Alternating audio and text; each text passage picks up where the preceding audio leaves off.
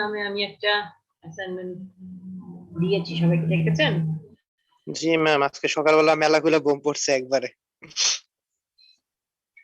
না, এটার কথা তো প্রথম ক্লাসেই বলা হয়েছিল না যে একটা ডিজাইন প্রজেক্ট থাকবে। জি বলেছি। জি ম্যাম।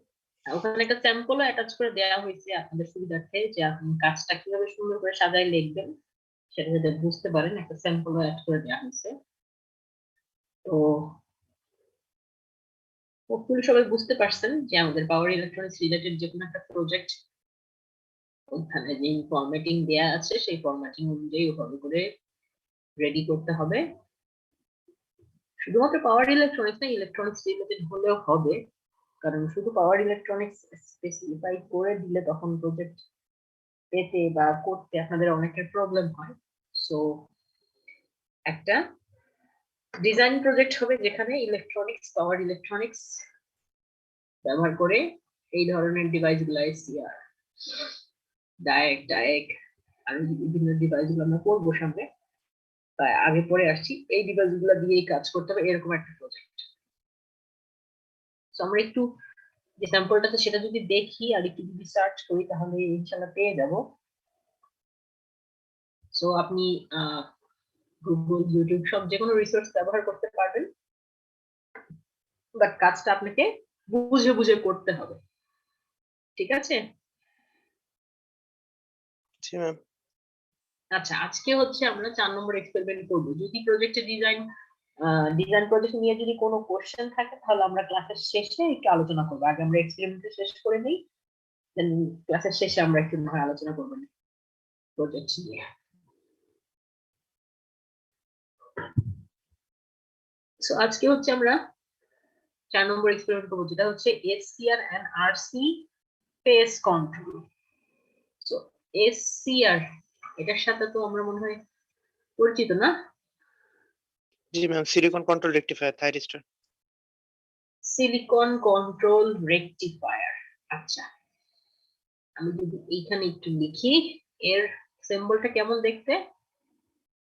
অনেকটা ডায়োডের মতো এইরকম, কিন্তু এইখানে একটা গেট আছে, এপাশে অ্যানোড, এপাশে ক্যাথোড, এটা হচ্ছে তার সার্কিট সিম্বল, ঠিক কি না? জি ম্যাম। আচ্ছা, আর এটার কনস্ট্রাকশনটা কেমন? টোটাল কয়টা লেয়ার থাকে? 4টা পিএন 4টা, আর জাংশন থাকে হলো 3টা। পিএন পিএন টোটাল 4টা লেয়ার থাকে, তার মধ্যে এই পি লেয়ারটা থেকে আমাদের আসে অ্যানোডটা, এই এন লেয়ার থেকে আসে আমাদের ক্যাথোডটা, আর গেটটা কোথা থেকে আসে? পি নিচে পি থেকে। গেটটা। তো যেহেতু 4টা লেয়ার, অবভিয়াসলি 4টা লেয়ারের মধ্যে 3টা জাংশনই হবে। এই যেখানে একটা জাংশন হবে পিএন জাংশন, এখানে একটা এনপি জাংশন, এখানে আবার একটা পিএন জাংশন। ওকে, সো এটা হচ্ছে আমাদের 4 লেয়ারের 3 টার্মিনালের 3 জাংশনের একটা ডিভাইস, যেটার নাম হচ্ছে সিলিকন কন্ট্রোল রেকটিফায়ার বা এসসিআর। সো এটার অন কন্ডিশন গুলো কি? এটাকে অন করতে হলে আমাকে কি করতে হয়? এটাকে যদি আমি অন করতে চাই তাহলে কি করতে হবে? গেট একটা পাস গেটে একটা পাস দিতে হবে, আর হলো অ্যানোডের ভোল্টেজটা ক্যাথোডের থেকে বড় হচ্ছে। অ্যানোডে যে ভোল্টেজটা দিব সেটা অবশ্যই ক্যাথোডের ভোল্টেজের থেকে বড় হতে হবে, আর তার যে গেট আছে সেই গেটে একটা আমাকে পালস দিতে হবে, তাই না? তো গেটে একটা ভোল্টেজ দিতে হবে। আচ্ছা বলেন তো, গেটে যে আমি ভোল্টেজটা দিব, সাপোজ ভোল্টেজ কি বললাম, এই ভোল্টেজটা কি আমাকে সারাক্ষণ দিয়ে রাখতে হবে? ম্যাম, একবার অন হলে এটা ইয়ে হয় না, মানে অফ হয় না, চলতে থাকে। মানে গেটে কি আমার তাহলে সারাক্ষণ ভোল্টেজ দিয়ে রাখার দরকার আছে, নাকি জাস্ট না আমি ম্যাম, শুরুর দিকে একবার একটা ভোল্টেজ দিলেই একবার হচ্ছে? দিলে হবে। তার মানে আমি যদি একটা পালস এভাবে করে দিই তাহলেও কিন্তু হচ্ছে, তাই না? মানে আমাকে যে এরকম একটা ডিসি ভোল্টেজ দিয়ে যাইতে হবে সেটা না, জাস্ট আমি একটা এরকম পালস দিলেও কিন্তু সে অন হয়ে যাবে, তাই না? জি ম্যাম।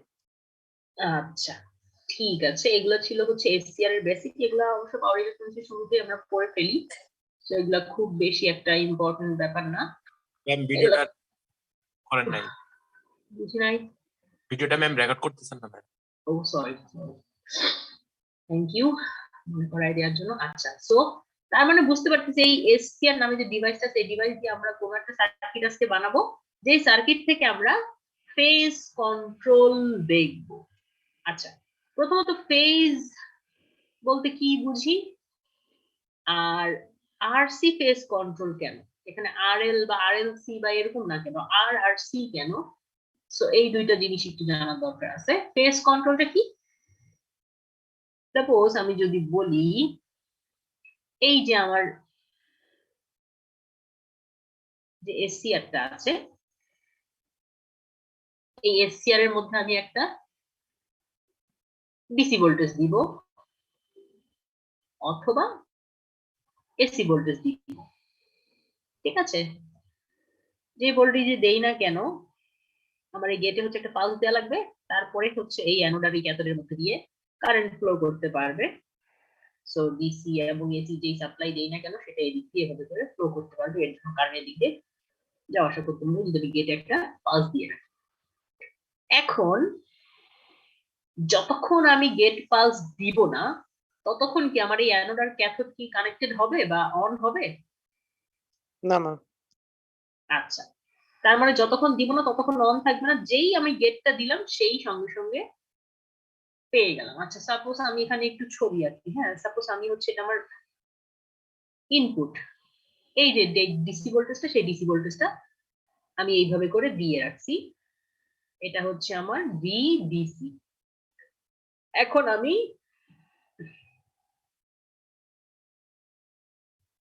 এইখানে যদি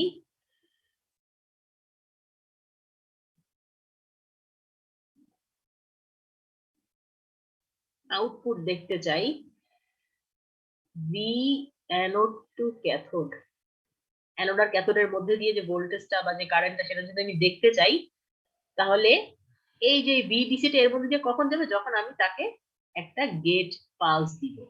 সো এটা মনে করেন হচ্ছে আমার সেই গেট।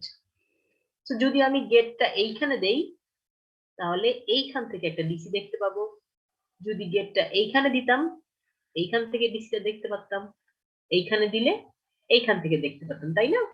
আবার আমি একটু নিচে যাই, এইখানে ফাঁকা জায়গায় যদি আমার সাপ্লাইটা এরকম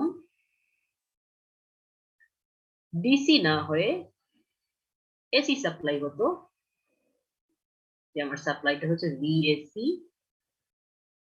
তো আমি যদি এখন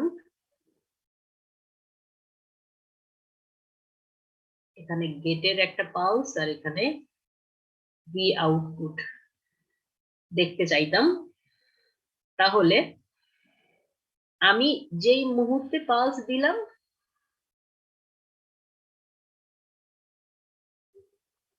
সেই মুহূর্ত থেকে আমি কিন্তু আউটপুটটা দেখতে পেতাম, তাই না? জি ম্যাম। আচ্ছা, তার মানে এই যে দেখেন, এই যে গেট বলে যে জিনিসটা আছে বা গেটে আমি যে পালসটা দিচ্ছি সেই পালসটার পজিশনের উপরে নির্ভর করে আমার এই যে আউটপুট তার ফেজ কি চেঞ্জ হচ্ছে না? জি ম্যাম। মানে তার স্টার্টিং পয়েন্ট ছিল এইখানে, কিন্তু আমি মানে এটা আমার সাপ্লাই এর স্টার্টিং পয়েন্টটা ছিল, তো যখন আমি বি আউটপুটটা দেখতেছি যেহেতু আমি গেটটা শুরুতেই না দিয়ে এখানে দিছি, সো এইটুকু পর্যন্ত সেই আউটপুট আমাকে দেখাবে না, এইখান থেকে দেখাচ্ছে। সো তার ফেজটা এখানে চেঞ্জ হয়ে গেল না? তার ফেজটা ছিল এইখান থেকে, যেটা এখন শুরু হচ্ছে এইখান থেকে, এই যে এতটুকু অ্যাঙ্গেল তার ফেজ ডিফারেন্স হয়ে গেল না? বা এইটুকু ফেজ আমি দেখতে পাচ্ছি না তাকে, এইখান থেকে দেখতে পাচ্ছি। এই যে তার এই যে ফেজটা চেঞ্জ হওয়া, এই জিনিসটা কার জন্য হচ্ছে? আমার এই গেটের কারণে। গেটটা আমি হচ্ছে কোন টাইমে গেটটা আমি দিচ্ছি তার উপরে নির্ভর করে। তাহলে এখন এই গেটের পজিশনটার উপরে নির্ভর করে আমার এই যে আউটপুট আছে তার ফেজটারও পরিবর্তন হচ্ছে, যেটা এখান থেকে শুরু হচ্ছিল সেটা এখন এখান থেকে আমি দেখতে পাচ্ছি। তো এই যে অ্যাঙ্গেলটুকু এই গেট দেয়া পর্যন্ত, গেট ভোল্টেজ বা গেট পালস দেয়া পর্যন্ত এই যে ফেজটুকু, এই ফেজটুকুকে বলা হয় আলফা, বা এটাকে বলা হয় ফায়ারিং অ্যাঙ্গেল বা ট্রিগারিং অ্যাঙ্গেল। আর এই যে অংশটুকু, এই অংশটুকুকে বলা হয় ডেল্টা বা কন্ডাকশন অ্যাঙ্গেল। সো এই যে গেট দেওয়ার আগ পর্যন্ত যেই অ্যাঙ্গেলটুকু, এই অ্যাঙ্গেলটুকুকে বলা হয় হচ্ছে, এটা এসি ভোল্টেজের ক্ষেত্রে ভালো বোঝা যায়, ডিসি ভোল্টেজের ক্ষেত্রে যেটা পিওর ডিসি থাকে তো ওখানে অ্যাঙ্গেলের তো ভাবে ব্যাপার স্যাপার নাই, বাট এসি সাপ্লাই দিয়ে যখন আমরা এটা চেক করি তখন খুব ভালো বোঝা যায় যে এই অংশটুকুকে বলা হয় আলফা, এই অংশটুকুকে বলা হয় হচ্ছে ডেল্টা। এটা হচ্ছে কন্ডাকশন অ্যাঙ্গেল আর এটা হচ্ছে আমার triggering angle. So triggering angle যত বড় হবে কন্ডাকশন অ্যাঙ্গেল তত ছোট হবে না? জি ম্যাম। আর যদি ট্রিগারিং অ্যাঙ্গেলটা আরো ছোট হইতো, এখানে যদি আমি ট্রিগারটা করতাম তাহলে আমি এইখান থেকে এতটুকু আউটপুট দেখতে পেতাম, তাই না? তখন আমার কন্ডাকশন অ্যাঙ্গেলটা বড় হতো। সো এই ট্রিগারিং অ্যাঙ্গেল আর এই কন্ডাকশন অ্যাঙ্গেল, এই দুইজনের যে বাড়া কমা, বা এই যে শুধু যদি ট্রিগারিং অ্যাঙ্গেলের কথা বলি, এই যে আলফা, এই আলফার নিয়ন্ত্রণের মাধ্যমে আমি কি আমার যে আউটপুট আছে তার ফেজটাকে কন্ট্রোল করতে পারি না? সো আজকে এই জিনিসটাই আমরা করব, ফেজ কন্ট্রোল করব আমার সাপ্লাইটার এসসিআর এর থ্রুতে। এবং আরসি শব্দটা কেন আসছে এখানে? আমার এই যে ফেজ কন্ট্রোল করার জন্য এই আলফাকে যে আমি হচ্ছে মডুলেট করব বা মডিফাই করব, একটা রেজিস্ট্যান্স আর একটা ক্যাপাসিটেন্স, এই ব্রাঞ্চের থ্রুতে আমি আমার এই যে গেট আছে সেই গেটকে কন্ট্রোল করব। সো এই যে রেজিস্ট্যান্স আর ক্যাপাসিটেন্স এই দুটো একসাথে হেল্প করবে গেটটাকে কন্ট্রোল করার জন্য। দ্যাটস ওয়াই এটাকে বলা হচ্ছে যে আরসি ফেজ কন্ট্রোল। তো এখানে মূল যে ব্যাপারটা হবে, এই যে রেজিস্ট্যান্স আছে এখানে একটা ভ্যারিয়েবল রেজিস্ট্যান্স থাকবে, আপনারা একটুক্ষণ পরে সার্কিটে দেখতে পারবেন। ওই ভ্যারিয়েবল রেজিস্ট্যান্সটাকে আমরা মডিফাই করব এবং সেই অনুযায়ী আমরা গেটে মানে পালসটা পাঠাবো। তো মূলত এই যে ভ্যারিয়েবল রেজিস্ট্যান্স আছে সেই হচ্ছে এই আলফা অ্যাঙ্গেলটাকে বাড়ানো বা কমানোর কাজে হেল্প করবে। তো এটা হচ্ছে আজকে আমাদের মূল কাজ। আমরা হচ্ছে পুরো সাপ্লাইটা একবার ডিসি তে দিয়ে দেখব, আবার সাপ্লাইটা এসি করে দেখব, কারণ ডিসি তে তো অ্যাঙ্গেলটা খুব বোঝা যাবে না, এসি তে অ্যাঙ্গেলটা খুব ভালো বোঝা যায়। তো ওভাবে করে আমরা হচ্ছে একটা এসসিআর কে এভাবে করে এসি এবং ডিসি সাপ্লাই দিয়ে কানেক্ট করবো, এবং তার সাথে আরো অ্যাসোসিয়েটেড কিছু সার্কিট থাকবে, যেমন একটা আরসি ব্রাঞ্চ থাকবে যারা হচ্ছে এই গেটের ভোল্টেজটাকে কন্ট্রোল করতে হেল্প করবে। ঠিক আছে? তো মূল আমাদের কাজ হচ্ছে আজকে এইটা।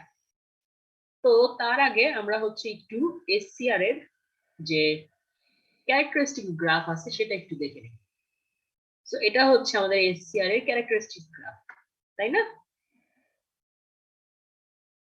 জি জি ম্যাম। ম্যাম। সো এখানে সবগুলা পয়েন্ট কি আমরা জানি? Holding current, forward voltage, forward current, এই যে forward blocking region, forward breakover region, reverse blocking region, reverse breakdown region, forward conduction region, এই সবগুলো রিজিয়নকে আমরা বুঝি।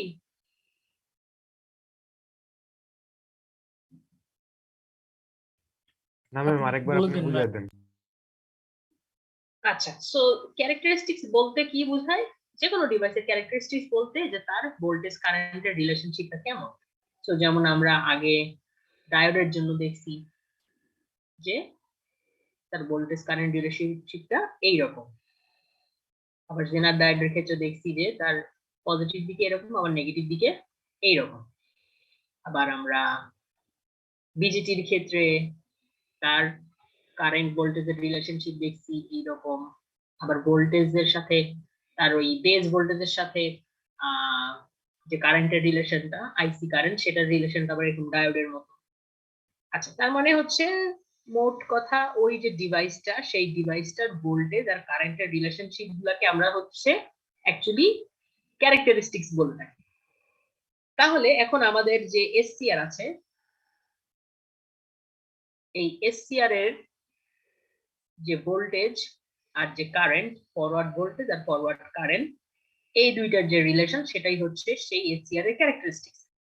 সো একটা এসসিআর এ যখন হচ্ছে আমরা এই যে অ্যানোড টু ক্যাথোডের মধ্যে ভোল্টেজ দেই, তখন কি হয় যে যখন আমি ভোল্টেজ দিতে থাকি তখন তার মধ্যে, যেমন ডায়োডের ক্ষেত্রে কি হয়, যখন আমি এখানে হচ্ছে ভোল্টেজ দিতে থাকি কারেন্ট প্রথম দিকে একদম জিরো থাকে, অ্যাপ্রক্সিমেটলি জিরোই থাকে কারেন্ট, ওইভাবে তার কারেন্টের কোনো ভ্যালু আসে না। যখনই হচ্ছে তার যে থ্রেশহোল্ড ভোল্টেজটা আছে 0.7 ভোল্ট, অতটুকু আসার পরে তারপরে ডায়োডটা কন্ডাকশনে যায় বা তার মধ্য দিয়ে কারেন্ট ফ্লো করে।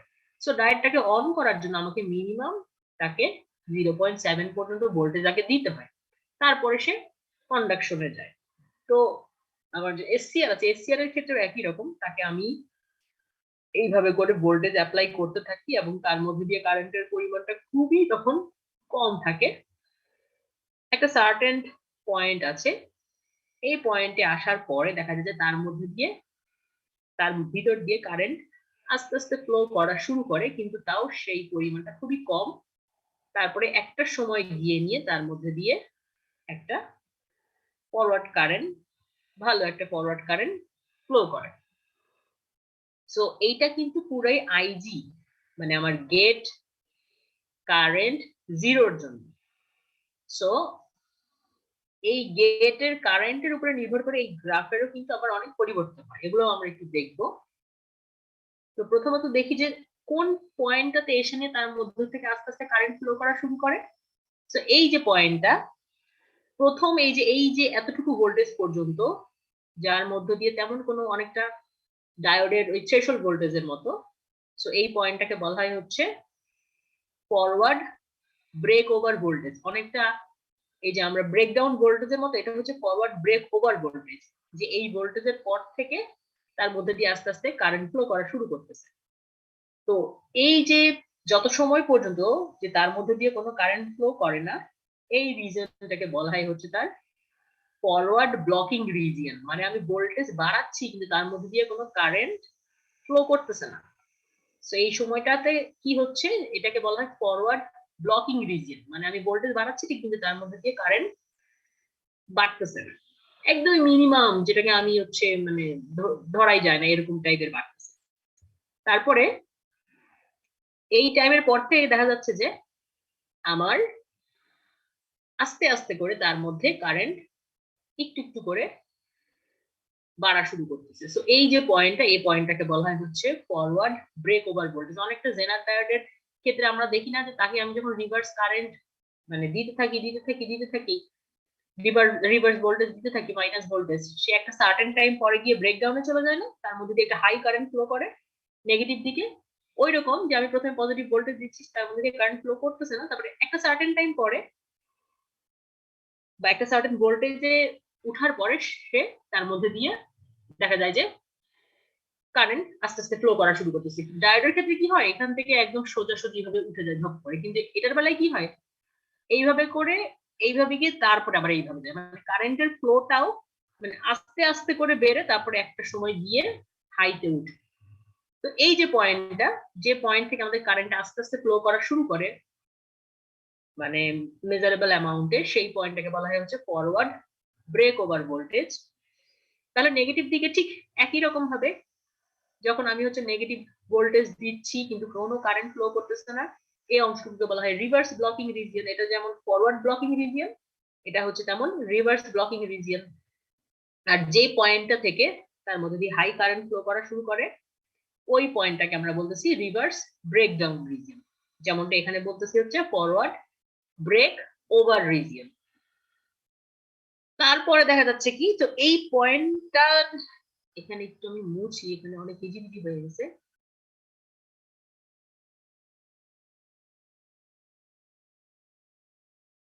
তাহলে এই পয়েন্টটার যে ভোল্টেজটা, সেই ভোল্টেজটাকে আমরা বলতেছি হচ্ছে ব্রেক ওভার ভোল্টেজ। আর এই পয়েন্টের যে কারেন্টটা, সেই কারেন্টটাকে আরেকটা নাম দিচ্ছি, যেটাকে বলা হয় হচ্ছে হোল্ডিং কারেন্ট। এই হোল্ডিং কারেন্টের আরেকটা বিশেষ মানে কি বলবো বিশেষ গুরুত্ব আছে, যেটা একটুক্ষণ পরে আমরা শুনবো। আগে একটা একটা করে আমরা আসি। তারপরে এই এইটুকু ভোল্টেজ দেওয়ার পরে দেখা গেল কি তার মধ্যে দিয়ে আস্তে আস্তে কারেন্ট ফ্লো করা শুরু করে, এবং সেটা একটু খানিকটা সময় পরেই বেশ একদম মানে বলতে পারি যে আমি সেই শর্টেড হয়ে গেছে বা কন্ডাকশনে চলে গেছে বা অন হয়ে গেছে। হ্যাঁ, এই সময়ের একটুক্ষণ পর থেকে তার মধ্যে দিয়ে কারেন্ট ফ্লো করা শুরু করে, যখন আমি গেটে কোনো পরিমাণে কারেন্ট কিন্তু দেই না। সো যদি আমি গেটে কারেন্টের পরিমাণটা বাড়াই, এই যে আইজি যেটা, এটা হচ্ছে কিন্তু গেট কারেন্ট। তো এই গেট কারেন্টটা যখন আমার জিরো থাকে, সেই অবস্থাতে সে এইভাবে করে কন্ডাকশনে যায়। যদি এই গেট কারেন্টের পরিমাণটা আমি বাড়াই, তাহলে দেখা যায় যে সে তার এই যে ব্রেক ওভার এতটুকু পর্যন্ত যাওয়া লাগে না। যদি আমি তার কারেন্টের পরিমাণটা বাড়াই তাহলে সে এইভাবে করেই কন্ডাকশনে চলে যায়, মানে তার এই যে ব্রেক ওভার ভোল্টেজটা যেটা হচ্ছে এইখানে ছিল সেটা তখন এইখানে চলে আসে। তো এইভাবে করে করে আমি যদি এই আইজি মানে গেট কারেন্টটাকে আরো বাড়াই তাহলে দেখা যাবে সে আরো দ্রুত কন্ডাকশনে চলে যায়। সো আইজি বা গেট ভোল্টেজের কিন্তু এখানে একটা বা গেট কারেন্টের কিন্তু একটা ইম্পর্টেন্স আছে, যে গেট কারেন্ট আমি কতটুকু দিচ্ছি, বেশি না কম, সেটার উপরে নির্ভর করে কিন্তু আমার এই যে ব্রেক ওভার রিজিয়ন যেটা সেটা কিন্তু বা ফরওয়ার্ড ব্লকিং রিজিয়ন যেটা আছে সেটা কিন্তু ছোট হয়ে যায়। এটার নিচে একটা ছবি দেয়া আছে, এই যে দেখেন, যখন আইজি আমার 0, আইজি আমি যত বাড়াবো আমার এই যে পয়েন্টটা বা ফরওয়ার্ড কি বলে এটাকে ব্লক ওভার যে ভোল্টেজটা আছে সেটা কিন্তু আস্তে আস্তে কমে যাচ্ছে আমার এই যে। সো আইজি যদি আমি অনেক বাড়াই তাহলে দেখবো যে এটা একদম অনেক ডায়োডের মতোই আচরণ করে, যে জাস্ট এইভাবে করেই তার মধ্যে দিয়ে কারেন্ট সরাসরি ফ্লো করা শুরু করতেছে। তো এখানে আইজির একটা ব্যাপার ছিল যে গেট কারেন্টের উপরে এই আমার কন্ডাকশনে যাওয়ার যে বা ফরওয়ার্ড ব্রেক ওভার ভোল্টেজটা সেটা কম হওয়ার একটা ব্যাপার থাকে। আচ্ছা, তারপরে তো সে কন্ডাকশনে চলে গেল, কন্ডাকশনে যাওয়া মানে তো সে অন হয়ে যাওয়া। আচ্ছা, এখানে আরেকটা কথা বলছিলাম যে হোল্ডিং কারেন্ট।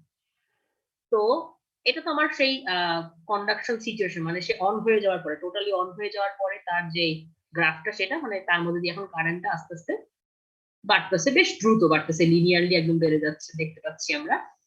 এখন এই হোল্ডিং কারেন্টের একটা সিগনিফিকেন্স আছে, সেটা কি? সেটা হচ্ছে আমার যে এসসিআর আছে তাকে তো আমি গেটে একটা পালস দিলাম, গেটে যেই সে পালস পেলো এবং অ্যানোডের ভোল্টেজটা যেই ক্যাথোডের থেকে বড় সেই সঙ্গে সঙ্গে সে কন্ডাকশনে চলে যাবে, মানে সে অন হয়ে যাবে। এখন যদি আমি তাকে অফ করতে চাই তাহলে কি করতে হবে? ওই গেটটা খুলে ফেললে কি সে অফ হয়ে যাবে? না, কারণ আমরা কি জানি যে এসসিআর কে গেটে একবার একটা পালস দিলেই সে সারাক্ষণ অন হয়ে থাকে, যতক্ষণ না পর্যন্ত আমি তাকে ডিস্টার্ব করি, কোনোভাবে তাকে আমি ডিস্টার্ব করি, যদি এটা ডিসি সাপ্লাই হয়। তবে এটা এখানে হচ্ছে আমার মানে একটা ইম্পর্টেন্ট ব্যাপার যে যদি সাপ্লাইটা ডিসি হয়, যদি আমি সাপ্লাইটা ডিসি হয় এবং গেটে যদি আমি একবার একটা পালস দেই, মানে যদি ব্যাপারটা এরকম হয় যে এটা হচ্ছে আমার এটা হচ্ছে আমার বিডিসি, যেটা আমি হচ্ছে সাপ্লাই দিছি, আর আমি এই যে একবার যে গেট দিলাম এরপর থেকে যে অন, সে অনই থেকে যাবে, আর কিন্তু সে অফ হবে না যদি না আমি এই ডিসি সাপ্লাইটাকে খুলে নিই। আমি গেট তো শুধুমাত্র এই সময়টাতে দিছি, তাই না? এই সময়গুলোতে তো গেট নাই, তারপরে কিন্তু সে অনই আছে। এটাই এসসিআর এর ধর্ম যে তাকে গেটে একবার একটা পালস দিলেই সে অন হয়ে যায়। তো যদি এটা ডিসি সাপ্লাই হয় সেই ক্ষেত্রে কিন্তু তাকে আর অফ করার কোনো সুযোগ নাই। হ্যাঁ, অফ কিভাবে করা যাইতে পারে? যদি আমি এই সাপ্লাইটাই খুলে নেই তাহলে অফ করতে পারি, অথবা এই যে হোল্ডিং কারেন্ট যেটা আছে এই হোল্ডিং কারেন্টের থেকে কম কারেন্টে যদি আমি হচ্ছে এর মধ্যে কারেন্ট ফ্লো করাইতে পারি, মানে একই কথা, তার মধ্যে কম কারেন্ট কখন ফ্লো হবে? যখন সাপ্লাইটা একদম জিরোর দিকে হয়ে যাবে বা জিরো হয়ে যাবে। তো আমি সাপ্লাইটা খুলে ফেলেও জিরো করে ফেলেও আমি হচ্ছে এই এসসিআরটাকে অফ করতে পারি, অথবা যদি আমি হচ্ছে তার এই যে ফরওয়ার্ড কারেন্ট যেটা আছে সেটাকে কমাইতে কমাইতে, মানে সাপ্লাই কমাই কিন্তু এটাকে আমাকে কমাইতে হবে, যদি কমায় আমি হোল্ডিং কারেন্টের নিচে নিয়ে আসি তাহলে কিন্তু আমার এখানে কিন্তু আমার এসসিআরটা অফ, এই পয়েন্ট থেকে সে কিন্তু অন হইছে। সো এর আগ পর্যন্ত কিন্তু সে অফ। তো যদি আমি কোনোভাবে এসসিআর এর কারেন্টটা হোল্ডিং কারেন্টের কম একটা কারেন্টে নিয়ে আসতে পারি, যে আমি সাপ্লাইটা অফ করব না কিন্তু আমি এসসিআরটাকে অফ করব, সেক্ষেত্রে আমি হোল্ডিং কারেন্টের কম কারেন্ট যদি আমি সাপ্লাই দিতে পারি সেক্ষেত্রেও আমার এসসিআরটা অফ হবে। এটা আরেকটা পদ্ধতি আমার এসসিআরটা অফ করার। আচ্ছা, কিন্তু যদি আমার সাপ্লাইটা এসি টাইপের হয়, এসি সাপ্লাইয়ের ক্ষেত্রে কি আমার A2 positive cycle, A2 negative cycle, A2 positive cycle, A2 negative cycle. So এইটুকু সময়ে তো আমার অ্যানোডের ভোল্টেজ ক্যাথোডের থেকে বেশিই থাকবে, কিন্তু যখনই নেগেটিভ সাইকেল আসা শুরু হয়ে যাবে তখন কি হবে? তখন আমার অ্যানোডের ভোল্টেজ ক্যাথোডের ভোল্টেজের থেকে ছোট হয়ে গেল না? তো আমার এসসিআরটা অন থাকার শর্তই তো ছিল যে আমার অ্যানোডের ভোল্টেজটা ক্যাথোডের ভোল্টেজের থেকে বেশি হতে হবে। তো এসি সাপ্লাই এর ক্ষেত্রে আবার এই জিনিসটা ভিন্ন, যে যখনই এসি সাপ্লাই আসবে পজিটিভ হাফ সাইকেল পর্যন্ত কোনো সমস্যা নাই, আমি একবার ট্রিগারিং করার সঙ্গে সঙ্গে সে এইটুকু পর্যন্ত অন থাকবে, কিন্তু যেই সে নেগেটিভ হাফ সাইকেল পাবে সে কিন্তু অফ হয়ে যাবে, কারণ তখন আমার শর্তটাই ভঙ্গ হয়ে গেছে যে তার অ্যানোডের ভোল্টেজ ক্যাথোডের থেকে ছোট হয়ে গেছে। সো এই সময়টুকুতে সে কিন্তু আবার অফ হয়ে যাবে। সো এই পজিটিভ সাইকেলে আমি যদি আবার এসিটাকে অন করতে চাই তাহলে আমাকে কিন্তু আবার ট্রিগারিং করতে হবে। সো ডিসি সার্কিটের ক্ষেত্রে এটা সুবিধা যে আমি একবার ট্রিগারিং করলেই আমার সারাক্ষণ এসিটা অন থাকবে, বাট এসি সাপ্লাই এর ক্ষেত্রে আমাকে প্রত্যেক পজিটিভ সাইকেলে তাকে একবার করে ট্রিগার করতে হবে, যে পজিটিভ সাইকেল আসলেই তাকে একবার করে ট্রিগার করতে হবে, কারণ সে এইখানে যে অফ হয়ে গেছে সে আবার অন তো ট্রিগার না ছাড়া অন হবে না।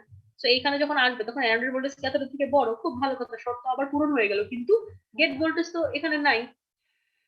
তো আমাকে এসি সাপ্লাইয়ের ক্ষেত্রে কি করতে হবে, যে প্রত্যেক পজিটিভ সাইকেলে কিন্তু তাকে গেট পালস দিতে হবে।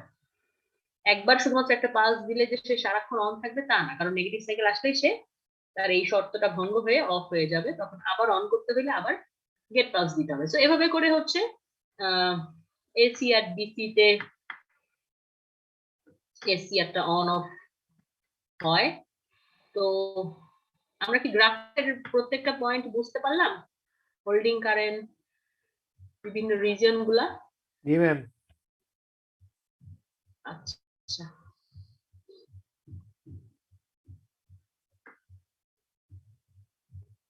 আচ্ছা এখন আজকে আমাদের যে কাজ, আমাদের মূল যে সার্কিট সেটাতে আমরা চলে যাই। এখানে অনেক কিছু থিওরিটিক্যাল অনেক কথাবার্তা বলা আছে, এখানে অনেকগুলো সংজ্ঞাও দেয়া আছে, যে এসসিআর এর বিভিন্ন প্যারামিটার গুলো বলা আছে, আরএমএস ভোল্টেজ, তারপরে পিক ফরওয়ার্ড ভোল্টেজ, এখানে হোল্ডিং কারেন্ট, তারপরে forward current, reverse current, forward voltage, reverse voltage, অনেকগুলো সংজ্ঞা দেয়া আছে, এগুলো একটু দেখে নিবেন। এখানে আরো অনেক কিছু দেয়া আছে, এত কিছু আমরা অবশ্য দেখবো না, আমরা হচ্ছে আমাদের মূল সার্কিটটাতে চলে যাই। সো এই যে ডিসি ট্রিগারিং আর এসি ট্রিগারিং আজকে আমরা দেখবো। মোট কথা হচ্ছে আমাদের যে এসসিআর আছে সেই এসসিআর আমরা একবার ডিসি সাপ্লাই দিয়ে দেখবো এবং এসি সাপ্লাই দিয়ে দেখবো, এবং তার গেটে অ্যানোডে ক্যাথোডে সব জায়গায় ঠিকঠাক মতো ভোল্টেজ পাঠায় আমরা অসিলোস্কোপে দেখবো যে আমি গেটের পালসটা কিভাবে করে চেঞ্জ করলে আমার ফেজটা কিভাবে করে চেঞ্জ হচ্ছে। এবং তার সাথে একটা লোড হিসেবে একটা লাইটও লাগায় রাখবো, এবং লাইটের ব্রাইটনেসটা দেখে আমি একটু বোঝার চেষ্টা করবো যে কন্ডাকশন অ্যাঙ্গেল বাড়ার মানেটা কি, কমার মানেটা কি। তো আমাদের এই ডিসি ট্রিগারিং যে সার্কিটটা আছে এইটা আজকে লাগবে, আর এসি ট্রিগারিং সার্কিট যেটা আছে সেটাও লাগবে। সেটা কোথায়? নিচে আছে। তো এই যে এসি ট্রিগারিং সার্কিটটা, তো এখানে এই যে আর আর সি যে একটা ব্রাঞ্চ আছে যেটা হচ্ছে আমাকে গেটে পালস দিতে হেল্প করতেছে। তো এই আরসি, এই ভ্যারিয়েবল রেজিস্ট্যান্স যে আছে তাকে ভ্যারি করে করে আজকে আমরা অ্যাকচুয়ালি ফেজটাকে চেঞ্জ করব। তো আমরা একটা একটা করে সার্কিট একটু দেখি।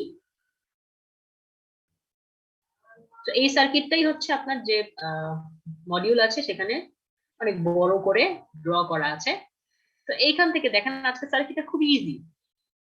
এটা হচ্ছে আমাদের সেই সাপ্লাই, ডিসি সাপ্লাই। এটা এখানে একটা লোডের সাথে কানেক্টেড আছে, এটা ছোট্ট লাইট আছে। তো সেই সাপ্লাইটা লোড হয়ে আমার অ্যানোডে আসতেছে, ক্যাথোডে তো গ্রাউন্ড লাগানো আছে, আর গেট, যে গেট আছে সেই গেটে একটা সুইচের থ্রুতে, একটা রেজিস্ট্যান্সের থ্রুতে গেট পর্যন্ত ভোল্টেজ আসতেছে। তো এখন যখন আমি হচ্ছে এখানে ভিডিসি দিব,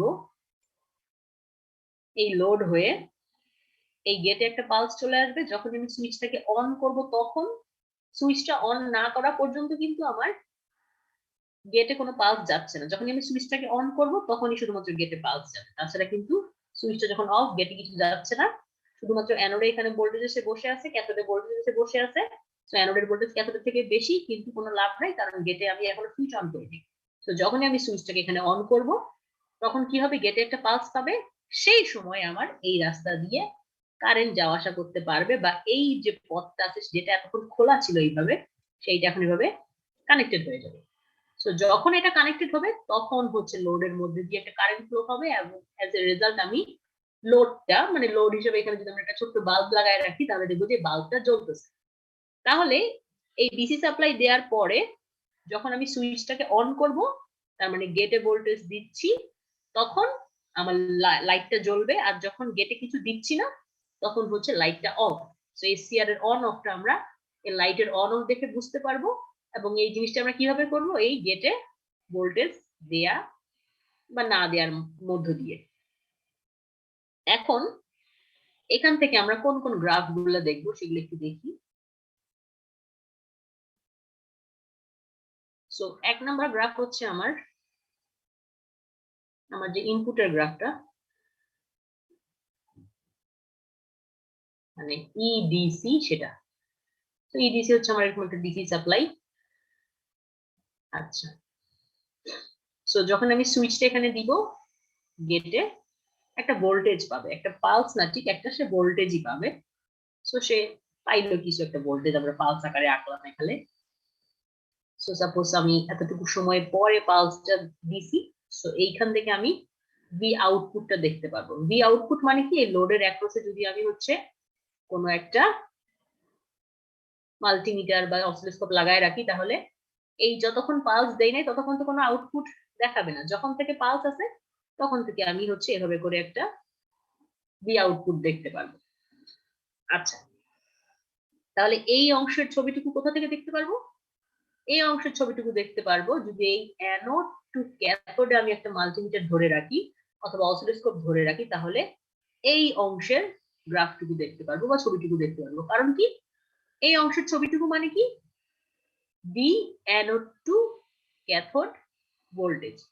সো যখন হচ্ছে এটা শর্ট ছিল না, তখন আমি এখানে যদি অসিলোস্কোপ ধরি বা মাল্টিমিটার ধরি তাহলে কিছু দেখতে পারবো। কারণ যখন হচ্ছে এটা অন হয়ে গেছে আর এটা শর্ট হয়ে গেছে, তখন তো এটার একমাত্র ভোল্টেজ ড্রপ কি, জিরো। বা অসিলোস্কোপে যদি দেখি তাহলে দেখবো জিরো।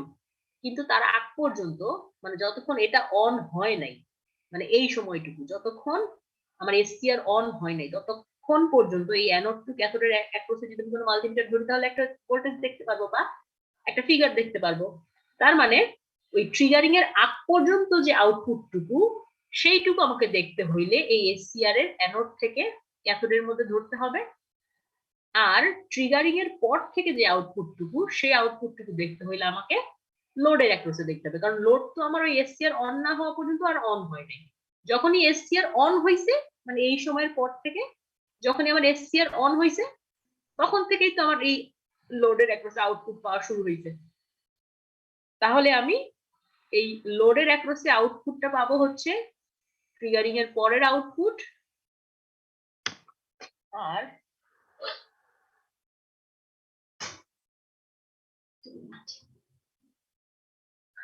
আর ট্রিগারিং এর আগের যে আউটপুটটুকু, সেই আউটপুটটুকু দেখতে পারবো অ্যানোড টু ক্যাথোডে যদি ধরি সেইখান থেকে।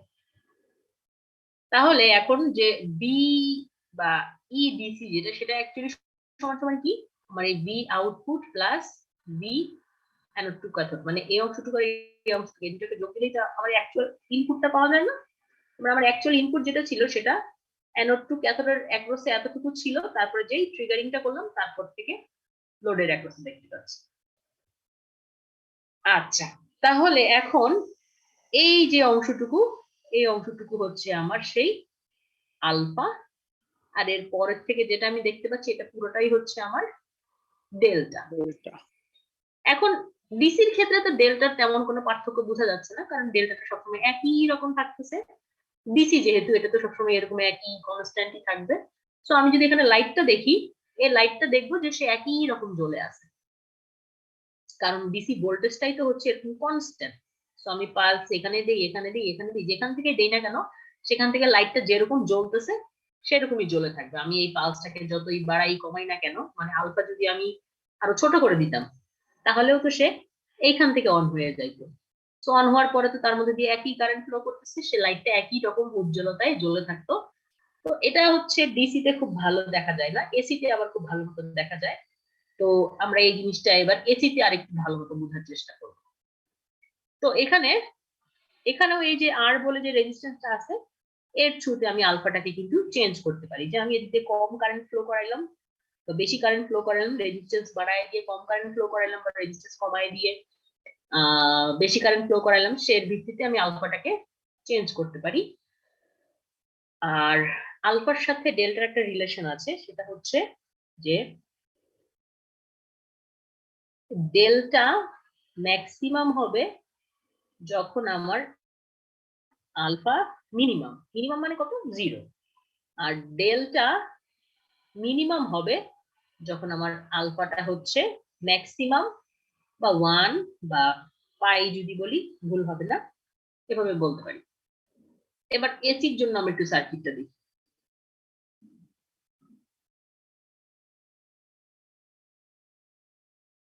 সো একই যে এসসিআর আছে, সেই এসসিআর এর মধ্যে দেখেন এবার আমরা এসি সাপ্লাই দিলাম।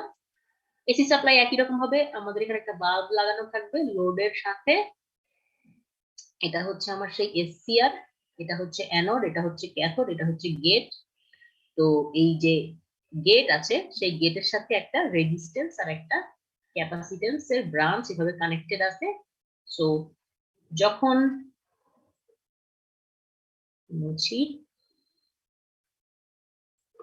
যখন এদিক দিয়ে এসি কারেন্ট ফ্লো করা শুরু করবে, তো এই অ্যানোডের মধ্যে দিয়ে একটা কারেন্ট আসবে, এই রেজিস্ট্যান্সের মধ্যে দিয়ে একটা কারেন্ট আসবে, ক্যাপাসিট্যান্সটাকে চার্জ করতে থাকবে, এভাবে এভাবে করে শেষ হবে সে। তো এদিক দিয়ে যখন সে আসবে, এসে সে একটা পোর্শন কি করবে, গেটকে দিবে। আচ্ছা, এখানে এইগুলো কেন লাগানো আছে?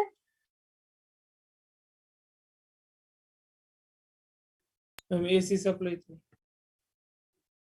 হ্যাঁ, এসি সাপ্লাই দেখে পজিটিভ গেট পালসের জন্য ম্যাম, হুম,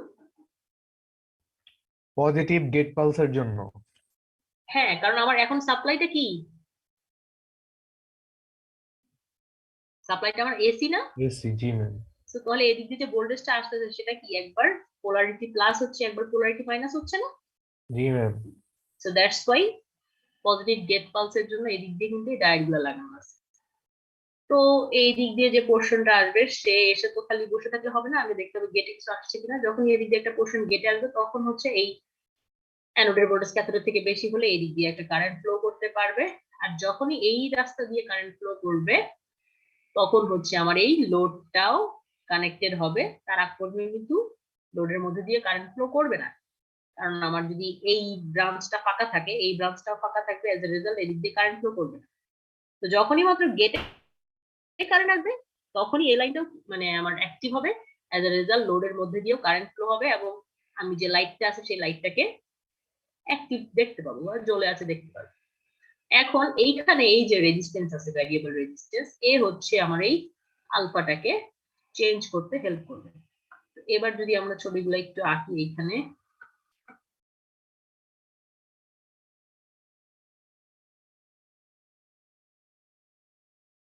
এবার আমার সাপ্লাইটা হচ্ছে এসি। সো আমার যে ভোল্টেজটা, তার পোলারিটি একবার পজিটিভ, একবার নেগেটিভ, একবার পজিটিভ, একবার নেগেটিভ, এরকম হবে। সো আমি যদি এইখানটাতে একটা গেট পালস দেই, তাহলে একটু ডটেড করে এঁকে নিচ্ছি। তো এই মুহূর্ত থেকে আমি হচ্ছে আউটপুট পাবো। তারপরে এই পয়েন্টে আসার পরে কি হবে আমার এসসিআর এর অবস্থা, বলেন তো একটু। Off ma'am, reverse bias. Off হয়ে যাবে, কারণ আমার এখানে কিন্তু অ্যানোডের ভোল্টেজটা, এই যে অ্যানোডের ভোল্টেজ ছোট হয়ে গেল তো ক্যাথোডের থেকে। তাহলে কি হবে, এইখানটাতে কিন্তু আমার পুরো এসসিআরটা অফ থাকবে। অফ হয়ে কতক্ষণ পর্যন্ত এখানে অফ থাকবে? দ্বিতীয় পালস পাওয়া পর্যন্ত। দ্বিতীয় পালস না দেয়া পর্যন্ত। সো আমি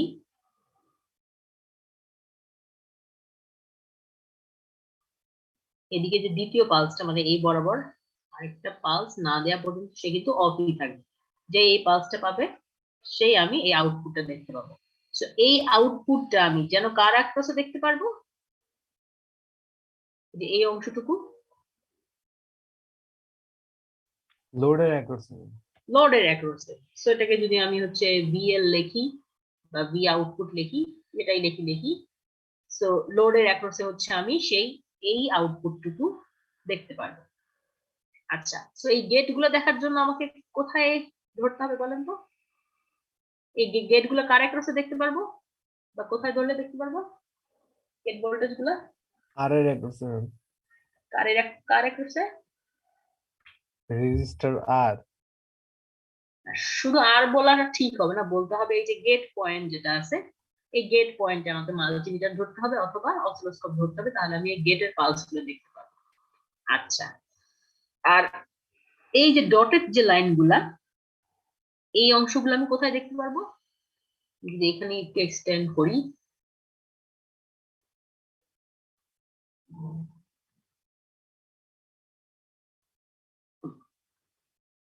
তো এই যে এই অংশটুকু,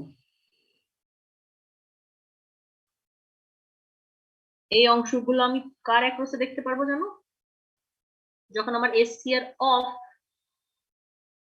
এসসিআর যখন অন তখন লোডের অ্যাক্রসে এই আউটপুট গুলো দেখতে পারবো, আর যখন এসসিআরটা অফ তখন অ্যানোড টু ক্যাথোডের মধ্যে ধরে রাখলে এই আউটপুট গুলো দেখতে পারবো, মানে এই অংশগুলো দেখতে পারবো আর কি। কারণ যখন আমার এসসিআর অন হয়ে গেল অ্যানোড টু ক্যাথোডের মানে কন্ডাকশনে চলে গেল তখন তো আমার লোডের অ্যাক্রসে এই অংশটুকু দেখতে পারবো, কিন্তু এসসিআর অন হওয়ার আগ পর্যন্ত তার অ্যানোড আর ক্যাথোডের মধ্যে এই ভোল্টেজ গুলো থাকে। তো এগুলা অ্যানোড টু ক্যাথোডের এই পয়েন্ট আর এই পয়েন্ট একটা মাল্টিমিটার ধরলে অথবা একটা অসিলোস্কোপের পয়েন্ট ধরলেও দেখতে পারবো। আচ্ছা, এখন আমাদের ভি আউটপুটের যে গ্রাফটা এখান থেকে বলেন এইটুকু আমাদের কি আর এইটুকু আমাদের কি, এটা হচ্ছে আলফা আর ওইটা হলো ডেল্টা। আর এটা হচ্ছে ডেল্টা। আচ্ছা, এখন এই যে ডেল্টা অ্যাঙ্গেলটা এটা আমি এই অংশটুকু কার অ্যাক্রসে দেখতে পাচ্ছি, লোডের অ্যাক্রসে। লোডের অ্যাক্রসে। আমার লোডটা কি, লোডটা হচ্ছে একটা লাইট, তাহলে আমি এই যে এতটুকু সময় পর্যন্ত লাইটটাকে জ্বলতে দেখতে পারবো। আচ্ছা, এখন যদি আমার আলফাটা আর একটু বড় হইতো, মানে এতটুকু পর্যন্ত যদি আলফা হইতো তাহলে আমার ডেল্টা কি অর্ধেক হইতো না? জি ম্যাম, কমে যেত। তাহলে এখন দেখেন তো আমার লোডের অ্যাক্রসে আগে বেশি ভোল্টেজ ছিল না এখন বেশি ভোল্টেজ আছে? আগে ছিল এই সময় থেকে এই সময় পর্যন্ত এতটুকু ভোল্টেজ, আর এখন আছে এইখান থেকে এইটুকু পর্যন্ত ভোল্টেজ। এখন কম আছে, আগে বেশি ছিল। এখন কম না? তাহলে আমি যদি এই রেজিস্ট্যান্সটাকে চেঞ্জ করে করে এই আলফাটাকে আস্তে আস্তে বাড়ায় দিই, তাহলে আমার যে লাইটটা আছে সেই লাইটটা কি আগের থেকে তীব্রভাবে জ্বলবে নাকি আগের থেকে আরেকটু কম উজ্জ্বল ভাবে জ্বলবে? কম ভাবে জ্বলবে। কম, কারণ তার অ্যাক্রসে ভোল্টেজ এবার কম। এই যে আগে ছিল এতটুকু এখন আছে এতটুকু, তাহলে আমি আলফা যত বাড়াবো, যদি আমি আলফাটাকে এতটুকু বাড়াই দিই তাহলে তার অ্যাক্রসে মাত্র এইটুকু ভোল্টেজ, আরো কম জ্বলবে না? আবার যদি বিপরীতটা বলি, যে আমি আলফাটাকে রাখলাম একদম ছোট আর কন্ডাকশন অ্যাঙ্গেল হচ্ছে এইখান থেকে একদম এইটুকু পর্যন্ত, তাহলে কি আমার কন্ডাকশন অ্যাঙ্গেল আগের থেকে এখন অনেক বেশি না?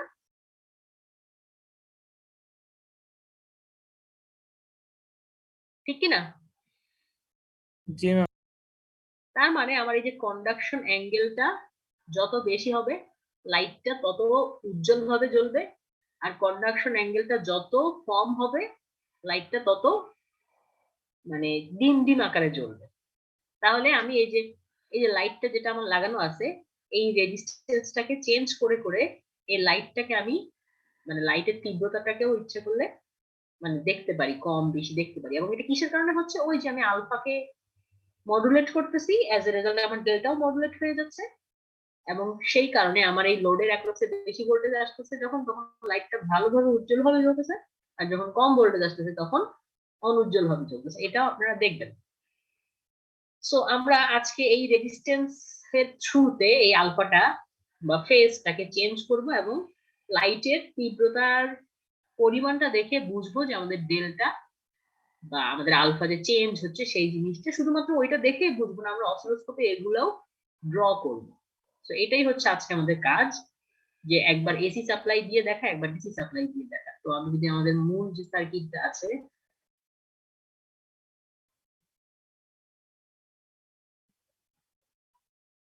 সেই সার্কিটটাতে যাই, সো এটা হচ্ছে আজকে আমাদের এক্সপেরিমেন্টাল সার্কিট। সো দেখেন এখানে কয়টা সাপ্লাই আছে, দুইটা ডিসি সাপ্লাই সাপ্লাই আছে, সাপ্লাই আছে একবার AC AC supply. Supply so DC সাপ্লাইটাকে আমরা কি করব, এই যে 1 নাম্বার পয়েন্টে কানেক্ট করে নিয়ে যেভাবে যেভাবে বলছে ওভাবে প্রসিডিউর অনুযায়ী কানেক্ট করলে আমরা ডিসি সাপ্লাই আমাদের এই সার্কিটটাতে যাবে। আচ্ছা এখানে এসিআরটা কোথায় দেখেন তো, এটা এসিআর না ম্যাম ওটা তো ওপেন, ওই যে উপরে তাহলে এখানে এটা গেট আছে, না না না ওই যে এই সাইডে যেটা গেট আছে, হ্যাঁ এই লেখা আছে এই যে এইটা হচ্ছে আমাদের এসিআর। আচ্ছা সো এটা কি, এটা হচ্ছে সেই বাল্ব। সো এই বাল্বটাকে এই যে এখানে দেখানো হয়েছে আরএল। আচ্ছা তারপরে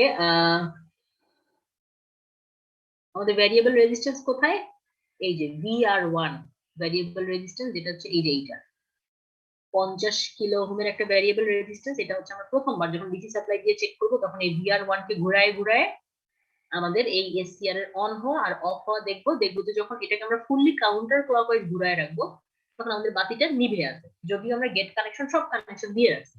যখনই আমরা এটাকে আস্তে আস্তে ক্লকওয়াইজ ডিরেকশনে ঘোরাবো তখন আস্তে আস্তে গেটের মধ্যে ভোল্টেজ যাওয়া শুরু করবে। এটা এই যে 3 নাম্বার হয়ে, তারপরে এটা মনে হয় 7 হলো, 7 নাম্বার হয়ে এই যে গেটে গেছে, 7 নাম্বার হয়ে গেটে গেছে। আস্তে আস্তে যখন আমরা এটাকে ক্লকওয়াইজ ডিরেকশনে ঘোরাবো দেখবো যে আমাদের বাল্বটা একটা সময় হঠাৎ করে জ্বলে উঠলো। সো ওই সময়টার নাম যেন কি, ওই ভোল্টেজটার নাম যেন কি, যে সময়টাতে আমার এসসিআরটা অন হয় বা কন্ডাকশনে যায়, break over forward voltage, forward break over বলতেছে। Forward break over voltage. আর ওই সময়ের কারেন্টটাকে কি জানি বলে, হোল্ডিং কারেন্ট। Holding current. এগুলো মনে রাখতে হবে, এগুলো ভাইভাতেও জিজ্ঞেস করা হবে, আবার কুইজেও থাকে এগুলা। আচ্ছা তারপরে এভাবে করে আমরা ডিসি সাপ্লাই এর জন্য এক্সপেরিমেন্টটা করব। সো আমরা হচ্ছে এই অ্যানোড টু ক্যাথোডে একবার আউটপুট দেখব, আবার এই যে লাইট আছে বাল্ব তার অ্যাক্রসে আউটপুটটা দেখব, মাল্টিমিটারেও দেখব, আবার হচ্ছে অসিলোস্কোপেও দেখব। ডিসি সাপ্লাই এর ক্ষেত্রে আমরা হচ্ছে মাল্টিমিটারে দেখব, আর এসি সাপ্লাই এর ক্ষেত্রে আমরা অসিলোস্কোপে দেখব। তো এটা ছিল আমাদের 1 নাম্বার। 2 নাম্বার হচ্ছে ওই সেম জিনিসটাই আমরা এসি সাপ্লাই দিয়ে করব। তো এখানে এসি কিন্তু আমাকে টোটাল এইভাবে করে দিতে হবে, 18 ভোল্ট এসি 18 ভোল্ট এসি এইভাবে করে দিতে হবে, আর মাঝখানে হবে একটা গ্রাউন্ড। তো এইভাবে করে আমাকে হচ্ছে এসি সাপ্লাইটা দিতে হবে, এবং সে সময় এই 2 নাম্বার পিন কানেক্ট করে নিয়ে আমাকে যেভাবে যেভাবে পরে মানে অন্যান্য কানেক্ট গুলো পিন কানেক্ট করতে বলা আছে ওভাবে কানেক্ট করলে এসি সাপ্লাই যাবে। তখন এই যে VR2 যেটা আছে, যেটা হচ্ছে আমাদের এইটা 100 কে এর যে ভ্যারিয়েবল রেজিস্ট্যান্সটা, এইটার মাধ্যমে দেখেন এটাই হচ্ছে এই 4 নাম্বার পিন হয়ে কিন্তু আমার, তারপরে 7 নাম্বার পিন হয়ে গেটে গেছে। তো এই VR2 কেও আমি একই রকম ভাবে ফার্স্টে কাউন্টার ক্লকওয়াইজ রাখবো, তারপরে আস্তে আস্তে ক্লকওয়াইজ ডিরেকশনে ঘোরাবো, একসময় দেখবো যে আমাদের এসি একটা অন হয়ে গেছে। এবং মজার ব্যাপার হচ্ছে এইবার আমি যখন এই VR2 টাকে ঘোরাবো তখন দেখবো যে আমাদের লাইটটা যে অন হইলো, এই লাইটটা প্রথম দিকে খুব হালকা ভাবে জ্বলবে, তারপর আস্তে আস্তে বাড়তির দিকে যাবে, তারপরে আবার আস্তে আস্তে হালকা হয়ে যাবে। মানে এই যে অ্যাঙ্গেল যত কমবে বাড়বে তার ভিত্তিতে তার তীব্রতাটাও এখানে চেঞ্জ হবে। তো এই দুইটা কাজই অ্যাকচুয়ালি আজকে আপনাদেরকে করতে হবে এক্সপেরিমেন্টে। তাছাড়া এখানে আরো একটা সেটআপ দেয়া আছে, মানে এখানে একটা এই যে অপ অ্যাম্প, এই অপ অ্যাম্পটার থ্রুতে যদি আমি গেটে কানেকশনটা দেই, 7 না দিয়ে যদি 8 এর থ্রুতে দেই, তাহলে আরেকটা চেঞ্জ লক্ষ্য করা যায়, সেটাও আপনাদেরকে দেখতে হবে। তো এটা হচ্ছে আমাদের টোটাল এক্সপেরিমেন্টাল কাজ, যে আমার এসসিআর টাকে একবার ডিসি সাপ্লাই দিয়ে তার কন্ডাকশন অ্যাঙ্গেল এসসিআর এর অন অফ হওয়াটা দেখা, আবার তাকে এসি সাপ্লাই দিয়ে একবার ডিসি সাপ্লাই দিয়ে আরেকবার এসি সাপ্লাই দিয়ে তার অন অফ কন্ডাকশন অ্যাঙ্গেল, তারপর ট্রিগারিং অ্যাঙ্গেল এগুলো দেখা, ভোল্টেজ গুলো মেজার করা। এটা হচ্ছে আজকে আপনাদের এক্সপেরিমেন্টাল কাজ। সবাই কি বুঝতে পারছি আমাদের কাজটা কি আজকে? জি ম্যাম। আচ্ছা, তো এইখানে আরেকটা থিওরিটিক্যাল ব্যাপার আছে যেটা খুবই ইম্পর্টেন্ট, এবং আচ্ছা তারপরে তো প্রসিডিউর অনুযায়ী আমাদেরকে একটা একটা করে দেখতে হবে।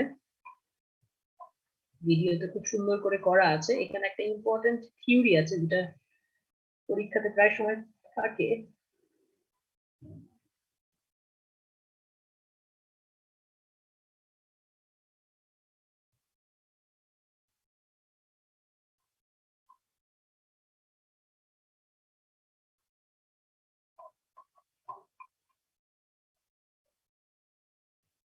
এই যে কারেন্ট ইকুয়ালাইজেশন আর ভোল্টেজ ইকুয়ালাইজেশন অফ এসসিআর, এই জিনিসটা ইম্পর্টেন্ট। এই জিনিসটা একটু আমাদেরকে বুঝতে হবে।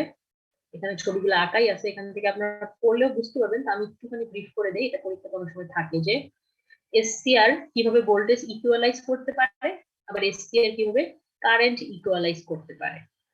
তো ফার্স্টে যদি ভোল্টেজ ইকুয়ালাইজেশনের কথা বলি, তাহলে এই যে এসসিআর আছে সে হচ্ছে ক্যাপাসিটর আর রেজিস্টর, এইভাবে করে ক্যাপাসিটর আর রেজিস্টরকে প্যারালাল তার সাথে কানেক্ট করে আমরা ইচ্ছা করলে ভোল্টেজ ইকুয়ালাইজ করতে পারি। যে সাপোজ আমার কাছে এটা অনেক সময় হচ্ছে ভোল্টেজ ব্লকিং এর ক্ষেত্রেও ব্যবহার করা হয়। যেমন কারেন্ট ইকুয়ালাইজার সার্কিট দিয়ে হচ্ছে কারেন্ট ব্লক করা যায়, ওরকম ভোল্টেজ ইকুয়ালাইজার সার্কিট দিয়ে ভোল্টেজ ব্লক করা যায়। যেমন আমি আপনাকে বুঝাই যে আমার কাছে সাপোজ দুইটা এসসিআর আছে, এখানে সাপোজ এটা এসসিআর 1, এটা এসসিআর 2। এখন আমি চাচ্ছি যে এই এসসিআর এর অ্যাক্রসে 300 ভোল্ট আর এসসিআর এর অ্যাক্রসে 300 ভোল্ট, টোটাল 600 ভোল্ট এইখানে এইভাবে এরা হচ্ছে দুজন ধরে রাখবে বা ব্লক করে রাখবে। যেমন একটা রেজিস্ট্যান্স এখানে আমরা যখন দেই, সাপোজ এখানে 10 ভোল্ট আছে, সো একটা রেজিস্ট্যান্স এখানে লাগায় রাখলাম, এখানে আরেকটা রেজিস্ট্যান্স লাগায় রাখলাম। সো আমি যদি চাই যে আমি এখানে 5 ভোল্ট এখানে ধরে রাখবো, তাহলে আমি সেভাবে করে রেজিস্ট্যান্সের একটা ভ্যালু সেট করি না যে এখানে হচ্ছে 5 ভোল্ট ড্রপ হবে, বাদ বাকি 5 ভোল্ট এখানে ড্রপ হবে, বা এখানে 5 ভোল্টের জায়গায় আরো একটা যদি রেজিস্ট্যান্স থাকে, এখানে 3 ভোল্ট ড্রপ হলে এখানে 2 ভোল্ট ড্রপ হলে আমি ইচ্ছা করলে করতে পারি না এই কাজটা। যে আমার সাপ্লাই আছে 10 ভোল্ট, আমার এই পয়েন্টটাতে কোনো একটা ভাবে 5 ভোল্ট এনে রাখা দরকার। তো আমি রেজিস্ট্যান্সটাকে এমন ভাবে সেট করি এই পিনটাকে, যাতে এখানে 5 ভোল্ট এসে থাকে, এখানে 3 ভোল্ট এসে থাকে, এখানে 2 ভোল্ট এসে থাকে। এটা আমরা করতে পারি না? পারি কিনা? জি ম্যাম, করে দেন। এই রেজিস্ট্যান্সের ভ্যালুগুলোকে আমাদের পছন্দ মতো মডিফাই করে করে করতে পারি না? ওইরকম সাপোজ আমার কাছে একটা এসসিআর আছে, দুটো এসসিআর আছে। তো আমি চাচ্ছি এখানে 300 ভোল্ট, এখানে 300 ভোল্ট, দুইটার মধ্যে ইকুয়াল ইকুয়াল টোটাল 600 ভোল্ট এখানে ড্রপ হবে বা এখানে ব্লক হয়ে থাকবে। সো এখন মজার ব্যাপার হচ্ছে যে প্রত্যেকটা এসসিআর এর একটা ইন্টারনাল রেজিস্ট্যান্স থাকে, যেটা হচ্ছে এই R1 আর R2 দিয়ে দেখানো হয়েছে। সো প্রথম এসসিআর এর ইন্টারনাল রেজিস্ট্যান্স হচ্ছে R1, যেটা হচ্ছে এটার সাথে প্যারালালি ভাবে ইকুইভ্যালেন্টলি ড্র করা হয়েছে। আর এই এসসিআর এর জন্য তার ইন্টারনাল রেজিস্ট্যান্স কত? R2। এখন প্রত্যেকটা এসসিআর যেমন মানে হুবহু সেম হয় না, প্রত্যেকটা মানুষের যেমন সেম হয় না, ওইরকম ডিভাইস গুলো একদম কাটায় কাটায় সেম হয় না। ওইরকম ভাবে তাদের যে ইন্টারনাল রেজিস্ট্যান্স সেগুলোও কাটায় কাটায় সেম হয় না। সাপোজ এটার রেজিস্ট্যান্স, ইন্টারনাল রেজিস্ট্যান্স 0.2 ভোল্ট বা 0.2 ওহম বা 2 ওহম বললাম, এটার ইন্টারনাল রেজিস্ট্যান্স 2 ওহম, এটার রেজিস্ট্যান্স 2.5 ওহম। তাহলে যেহেতু যে এটার ইন্টারনাল রেজিস্ট্যান্স আলাদা, এটার ইন্টারনাল রেজিস্ট্যান্স আলাদা, সো এটার অ্যাক্রসে এটার অ্যাক্রসে দুইটার অ্যাক্রসে যে কাটায় কাটায় 300 ভোল্ট আমি ব্লক করতে চাচ্ছি, সেটা কাটায় কাটায় 300 হবে না। দেখা যাচ্ছে যে এখানে 290, এখানে 310, এরকম ভাবে ব্লক হচ্ছে। বাট আমি চাচ্ছি যে ভোল্টেজটাকে ইকুয়ালি তাদের মধ্যে রাখতে। তো এই ক্ষেত্রে কি করতে পারি? আর এটা তো ইন্টারনাল রেজিস্ট্যান্স আলাদা হওয়ার কারণে যদি তাদের ভোল্টেজ গুলো আলাদা হয়, এটাও তাদের জন্য খারাপ, কারণ তাদের তো একটা থাকে, কি বলে, একটা হচ্ছে রেটিং থাকে না, যে সে হচ্ছে সর্বোচ্চ 300 ভোল্ট ব্লক করতে পারে। সো সে যদি 290 করে বা 300 থেকে 310 করে, তো এটা তো তার জন্য তো এটা ক্ষতিকর, তাই না? তাহলে আমাকে কি করতে হবে? এই 300টাকে ইকুয়াল করার জন্য আমরা কি করি, যে এটার অ্যাক্রসে একটা বড় রেজিস্ট্যান্স আরপি কানেক্ট করে দিই, এটার অ্যাক্রসেও একই মানের আরেকটা আরপি কানেক্ট করে দিই, এবং এদের দুইজনের ভ্যালুটা এমন ভাবে সেট করি যে এখানে আপনার 300 আর এখানে 300 ভোল্টেজ ড্রপ হবে। কারণটা কি? কারণ হচ্ছে এই যে আরপি যখন অনেক অনেক বড় হবে R1 এর থেকে আর R2 এর থেকে, তখন এই আরপি আর এই R2 প্যারালাল হওয়ার মানে হচ্ছে মানে তাদের ইকুইভ্যালেন্ট যে মানে রেজিস্ট্যান্স সেটা কিন্তু আরপি আসবে, তাই না? আবার যেহেতু আরপি R1 বা R2 থেকে অনেক বড়, এই আরপির বেলায়ও কি হবে? দেখা যাচ্ছে R1 এর সাথে সে প্যারালাল হওয়ার পরেও তাদের ইকুইভ্যালেন্ট রেজিস্ট্যান্সটা সেটা হচ্ছে সমান সমান মানে অ্যাপ্রক্সিমেটলি আরপি সমান। আমরা জানি না যে অনেক বড় একটা রেজিস্ট্যান্স আর যদি একটা ছোট রেজিস্ট্যান্সকে প্যারালাল করা হয় তাহলে তাদের ইকুইভ্যালেন্ট রেজিস্ট্যান্সটা কার সমান আসে? বড় রেজিস্ট্যান্সের সমান আসে।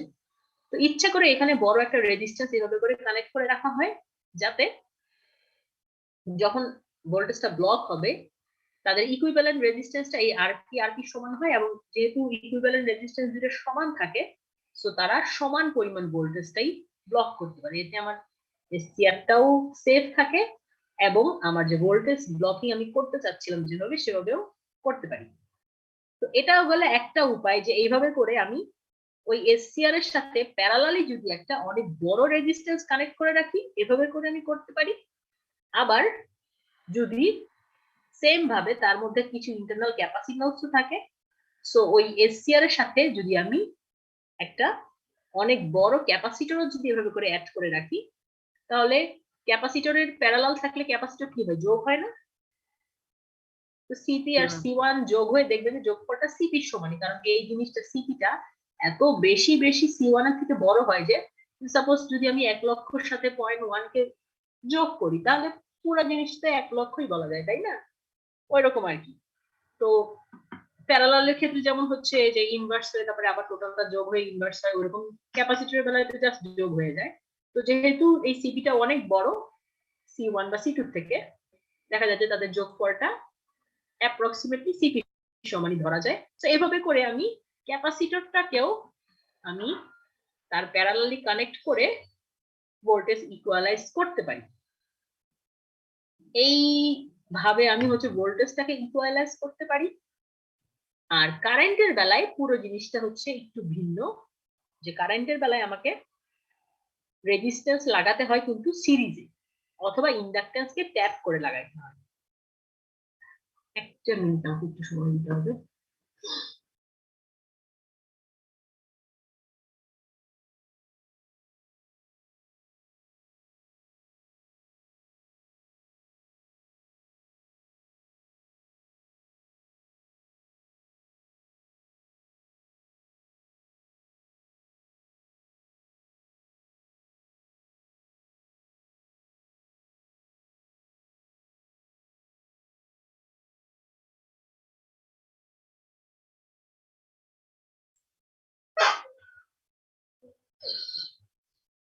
সো একই রকম ভাবে যদি আমি চাই যে এদিক দিয়ে একটা 10 অ্যাম্পিয়ারের কারেন্ট আসতেছে, তার মধ্যে দিয়ে এদিক দিয়ে 5 যাবে আর এদিক দিয়ে 5 অ্যাম্পিয়ার যাবে, মানে ইকুয়াল কারেন্ট ফ্লো করবে বা কারেন্ট ইকুয়ালাইজ যদি করতে চাই তাহলে একই রকম কথা, এর ইন্টারনাল রেজিস্ট্যান্সের কারণে এর মধ্যে দিয়ে একরকম কারেন্ট ফ্লো করবে, এর ইন্টারনাল রেজিস্ট্যান্সের কারণে এর মধ্যে দিয়ে আরেক রকম কারেন্ট ফ্লো করবে।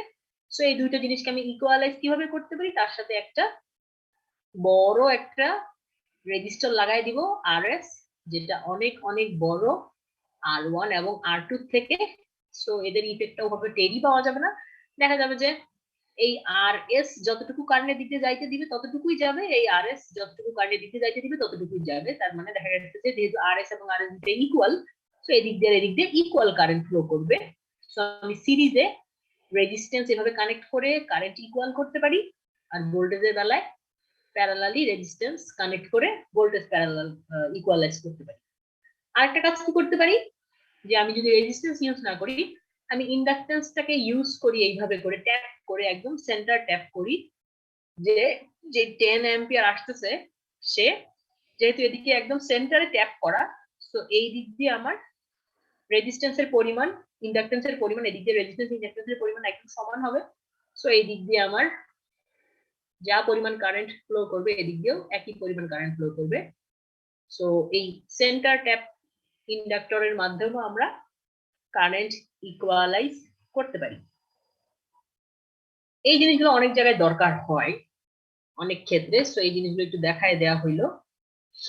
এগুলো অনেক সময় পরীক্ষার মধ্যেও থাকে যে কিভাবে রেজিস্ট্যান্সের থ্রুতে ভোল্টেজ ইকুয়ালাইজ করা যায় এসসিআর দিয়ে বা কারেন্ট ইকুয়ালাইজ করা যায় ইন্ডাক্টর দিয়ে।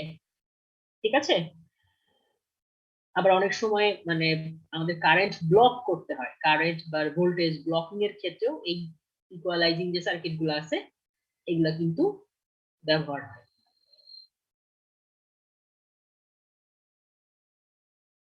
সো এই ছিল আমাদের হচ্ছে এক্সপেরিমেন্টাল 4 এর ওভারঅল থিওরি। এখন ভিডিওটা কি আপনাদের সাথে আমি ক্লাসরুমে সরাসরি শেয়ার করব নাকি এখানে শেয়ার করব? আপনারা এখানে একবার দেখবেন, তারপরে ক্লাসরুমে। ক্লাসরুমে শেয়ার করে দেন। ঠিক আছে, সো এক্সপেরিমেন্ট 4 থেকে এখন আমি আপনাদেরকে একটু আরেকবার আমাদের সার্কিটটাতে ফেরত যাই, আমাদের যে এক্সপেরিমেন্টাল সার্কিট প্রসিডিউর। সো যে জিনিসগুলো বললাম যে একবার ডিসি কানেকশন দিয়ে যা যা মেজারমেন্ট নিয়ে নিব, আবার এসি কারেন্ট দিয়ে যা যা মেজারমেন্ট নিয়ে নিব। সো এখানে প্রথমে প্রথম 4টা স্টেপে আমাদের কিছু রেজিস্ট্যান্সের ভ্যালু মেজার করতে বলা হয়। তো এগুলো অ্যাকচুয়ালি মেজার না করলেও চলো, কারণ এগুলোর সাথে সরাসরি আমাদের এক্সপেরিমেন্টের কোনো মানে কানেকশন নাই। তো এখানে বিভিন্ন রেজিস্ট্যান্সের ভ্যালুগুলো মেপে মেপে দেখতে বলা হয় আর কি, ঠিকঠাক আছে কিনা। ইচ্ছা করলে দেখা যায়, না দেখলেও সমস্যা নেই। 5 নাম্বার থেকে আমাদের মূল হচ্ছে ইম্পর্টেন্ট, যে আমি যে 12 ভোল্ট সাপ্লাই দিব, 12 ভোল্ট সাপ্লাই দেওয়ার পরে আমি VR1 কে ফুললি কাউন্টার ক্লকওয়াইজ রেখে দেখবো যে আমার এই বাল্ব জ্বলে কি জ্বলে না, অন না অফ। যদি জ্বলে তাহলে কোন টাইমটাতে চলতেছে, সেই সময় গেটের ভোল্টেজটা কত, অ্যানোড টু ক্যাথোডের ভোল্টেজটা কত, এগুলো মেজার করতে হবে। কোন রিজিয়নে তার মানে আমার এখন হচ্ছে এসিআরটা অপারেট করতেছে, এগুলা সুন্দর করে লিখতে হবে, আগে যেভাবে করে লিখছি সেভাবে। আর এইখানে হচ্ছে সেই গ্রাফটা আঁকতে হবে। তো এখানে একটু ভুল আছে, আমি একটু ঠিক করে দিই। সেটা হচ্ছে এখানে গেট ভোল্টেজ আর এখানে অ্যানোড টু ক্যাথোড ভোল্টেজ হবে না, এখানে হবে হচ্ছে VRL, মানে ভি আউটপুট। ভি আউটপুটের ভোল্টেজটা এখানে ড্র করতে হবে, আর এখানে হচ্ছে ভি অ্যানোড টু ক্যাথোড যেটা, সেটা এখানে ড্র করতে হবে। এটা অবশ্য ভিডিওতেও সুন্দর করে বলে দেয়া আছে। এই এই একই ভুল এখানেও আছে। এখানে হচ্ছে আমাদের VG না হয়ে এটা হবে VRL, আর এটা হবে হচ্ছে ভি অ্যানোড টু ক্যাথোড। এই দুটো জিনিস একটু ঠিক করে নেবেন।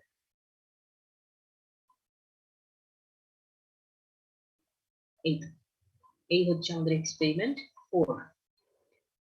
কোনো কোশ্চেন থাকলে আমাকে করতে পারেন এক্সপেরিমেন্ট 4 থেকে। আচ্ছা, এইখানে লাস্টে আমরা যে থিওরিটা পড়লাম, এই থিওরিটা কিন্তু ইম্পর্টেন্ট, আর এসসিআর এর যে ক্যারেক্টারিস্টিক্সটা সেটাও কিন্তু ইম্পর্টেন্ট। এই জিনিসগুলো অনেক সময় আমাদের যে কুইজ পরীক্ষা থাকে সেখানে কিন্তু থাকে, থিওরিটিক্যাল অনেক কোশ্চেন হিসেবে এখান থেকে থাকে।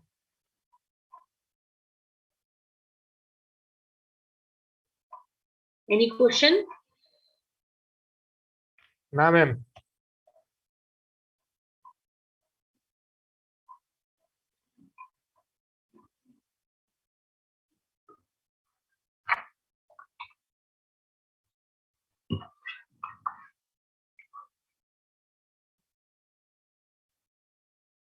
ঠিক আছে, যদি কোনো কোশ্চেন না থাকে তাহলে আজকের মতো আমরা অ্যাটেন্ডেন্সটা নিয়ে ফেলি।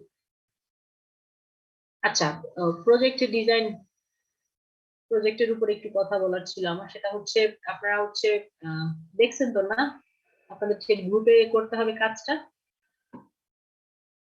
সো আপনারা আপনাদের পছন্দ মতো, আমি বলে দিব না, আপনারা আপনাদের পছন্দ মতো গ্রুপ করে কাজ শুরু করে দেন। এবং আমি ইচ্ছা করে একটা স্যাম্পল ওখানে অ্যাড করে দিচ্ছি, যাতে হচ্ছে আপনি বুঝতে পারেন আপনার কাজটা কোন কোয়ালিটির হবে বা কিভাবে আপনাকে সাজায় সাজায় লিখতে হবে, কোন কোন জিনিসগুলো অবশ্যই থাকতে হবে। তো এখন তো অবশ্য পরিস্থিতি কি বলবো, খারাপও না ভালোও না, মানতেছি না আমরা, আবার অনেকে যারা এফেক্টেড তারা টের পাচ্ছি মজাটা। তো যদি পসিবল হয় হার্ডওয়্যার যদি করতে চান করতে পারেন, আবার যদি সিমুলেশন বেস করতে চান সেটাও করতে পারেন, অথবা জাস্ট সফটওয়্যার ইউজ করে কিভাবে কাজ হচ্ছে সেগুলো বুঝাইতে চান সেটাও করতে পারেন। খোঁজাখুঁজি করে প্রজেক্ট বের করে সেটার উপরে কাজ করা শুরু করতে হবে, কারণ আমরা ফাইনালের পরে, ইনশাআল্লাহ ফাইনালের পরে আমরা ওটার উপরে একটা প্রেজেন্টেশন নিব। তো ওখানে সুন্দর করে মার্কেরও ডিস্ট্রিবিউশন করে দেয়া আছে যে কোন কোন এরিয়া কি কি মার্ক থাকবে। তো আপনাকে টোটাল জিনিসটার উপরে একটা ছোট্ট প্রেজেন্টেশন দিতে হবে, আর ওই যে রিপোর্টটা আছে সেই রিপোর্টটা তৈরি করতে হবে। তো প্রেজেন্টেশনটার মধ্যে কিছুই না, জাস্ট কিভাবে আপনারা কাজটা করছেন, যদি সিমুলেশন করে দেখেন তাহলে সিমুলেশন রান করে দেখাইতে হবে, অথবা যদি হার্ডওয়্যারে করে থাকেন তাহলে হার্ডওয়্যারটাই আমাদেরকে একটু ভিডিওতে দেখাইতে হবে বা ছবির মাধ্যমে দেখাইতে হবে। এই আর কি।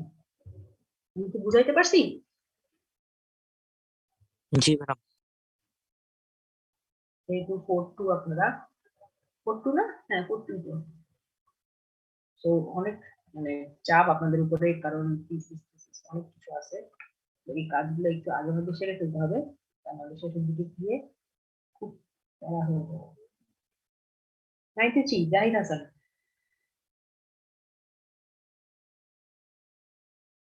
97 সুমিত কুমার রায়, Present, ma'am. 98, Yes, ma'am. 98, ma'am. 99, Yes, ma'am. 100, Yes, ma'am. 101, 2, Yes, ma'am. 5, Yes, ma'am.